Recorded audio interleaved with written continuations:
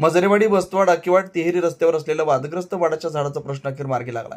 मजरेवाडी ग्रामपंचायतीनं सार्वजनिक बांधकाम विभागाच्या कामात अडथळा आणू नये असा निर्णय घेतल्यानंतर मंगळवारी सकाळी 10 वाजल्यापासून झाड तोडण्याची कारवाई करण्यात आली.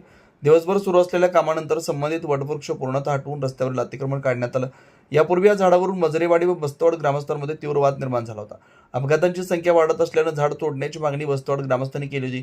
तर सुमारे 150 ते 200 वर्ष जुन्या असलेल्या वडाच्या झाडाची धार्मिक व सांस्कृतिक भावना जोडल्या असल्यानं मजरेवाडी ग्रामस्थांनी विरोध दर्शवला होता. दसरा महोत्सवासारखे पारंपरिक कार्यक्रम या ठिकाणी साजरे होत असल्यानं झाड न तोडण्याची मागणी करण्यात आली होती. या वादाच्या पार्श्वभूमीवर मजरेवाडी ग्रामपंचायतीची बैठक घेण्यात आली.